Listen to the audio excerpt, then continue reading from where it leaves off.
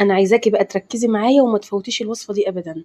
وصفه السينابون دي تستاهل انك تحفظيها عندك وتجربيها طول الشتاء. بقى هنحتاج الوصفه دي. قد ايه طري وهش وطعمه بجد يا جماعه حلو جدا. الناس اللي بتستصعب العمايل بتاعه السينابون جربوه بالطريقه دي، ومتاكده ان شاء الله ان هي تعجبك جنب كوبايه قهوه كده. عالم تاني خالص من السعاده. تعالوا نشوف عملناه ازاي مع بعض. في بوله كده هنزل بكوبايه من الحليب الدافي، عليها معلقتين كبار من السكر وتلت كوبايه من الزبده وحبه واحده من البيض، وهضيف معاها كيس فانيليا، ما صورتش الفانيليا بس. واضيف عليها معلقه كبيره من الخميره. اخلط الخليط ده كويس جدا مع بعضه. وبعدين معايا 3 كوبايات من الدقيق عليهم رشه ملح، هنزل بيهم كده وابدا اعجن عجينه السينابون.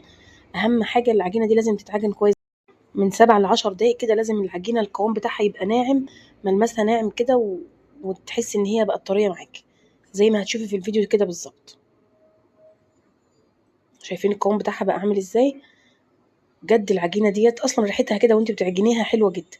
تبقى معايا طرية بالشكل ده بس مش بتلزق. هبدأ اغطيها بقى كده واسيبها تخمر للمرة الاولى. اهم حاجة احطها في مكان دافي واسيبها تخمر. ومعايا هنا حوالي 150 جرام من الزبدة، بس اهم حاجة تكون طرية. هضيف عليها معلقة كبيرة من الكاكاو الخام، ومعلقتين صغيرين كده من القرفة. لو انت عايز تستغنى عن القرفة استغنى، ومعلقتين من السكر. بس بجد الناس اللي ما بتحبش القرفة هتحب القرفة مخصوص في الوصفة دي. يعني انا اولادي ما بيحبوش القرفة خالص، حبوا الوصفة بالقرفة بكل حاجة، لحد ما يبقى القوام بالشكل اللي انت شايفاه ده. هنا العجينة بقت كويسة معايا كده بالشكل ده، تضاعف حجمها يعني. هبدأ ارش رش الدقيق الاول كده عشان ما تلزقش منك. بعدين هاخد العجينة كده قدامي برضو، وابدأ افردها بشكل مستطيل بالشكل اللي انت هتشوفيه ده. طريقتها وبسيطة خالص، حتى لو انت اول مرة تجربي الوصفة دي هتنجح معاكي ان شاء الله لو مشيتي بالظبط على الخطوات اللي انا قايلها لك دي. اهم حاجة سمك العجينة يكون بالشكل ده، يكون سمكها رفيع خالص عشان ما تطلعش معاكي مكتومة او كده. هبدأ ادهن وشها بقى بالخليط ده، ودي احسن طريقة للخليط، احسن ما تحطيه بودر كده كله على بعضه.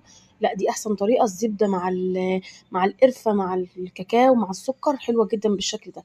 هبدأ الفها رول بقى، وكل ما صغرتي حجم الرول وانت بتلفي كده رفعتيه يعني، هيديكي طبقات حلوة جدا وهتعجبك ان شاء الله. يعني اهم حاجة ما تتخنهاش وتلفيها لفتين وخلاص، لا لفيها بالشكل اللي انت شايفاه ده.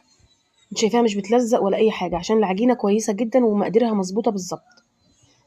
اهم حاجه برضو اقفل الطرف بتاعها كده عشان ما تفتحش مني برضو.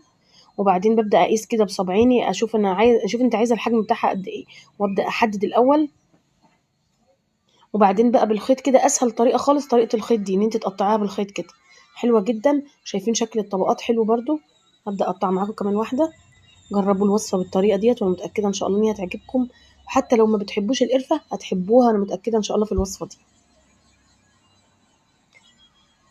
بالشكل اللي انت شايفاه ده كده. كمان واحده معاكم. وبعدين برصها في صينيه كده. وبالمناسبه الصينيه ديت القالب ده انا جايباه من عند ام سلمى، هسيب لكم الرابط بتاع الجروب بتاعها في التعليقات. بعدين هغطيها تخمر للمره التانية بقى، بتبقى بالشكل التحفه ده. هدخلها الفرن على درجه حراره 200. شبكه في الرف الوسطاني بتاخد معايا حوالي 35 دقيقه. هجهز بقى احلى صوص هتسقي بيه السينابون حلو جدا. ربع كوبايه من السكر البودره، وخمس ست مثلثات جبنه كده، وربع كوبايه من اللبن البودر، ومكعب زبده. معلش انا نسيت. وبعدين هنخلطه كويس جدا لحد القوام ما يبقى بالشكل ده. وهنا السينابون خرج معايا، بسيبه يهدى بس شويه، ما بحطش الصوص عليه وهو سخن، عشان لو حطيت الصوص عليه وهو سخن هيشرب كل الصوص ومش يعني مش هيبقى شكله حلو.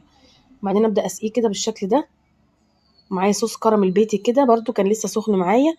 قد ايه بقى الوصفه سهله وبسيطه وحلوه جدا وتستاهل انك تجربيها، لان السينابون طعمه تحفه جنب كوبايه قهوه كده زي ما قلت لكم في اول الفيديو. عالم تاني خالص من السعاده. هتبقى مبسوطه قوي وانت بتاكليه. جربوه حلو جدا، متاكده ان شاء الله ان هي هتعجبكم.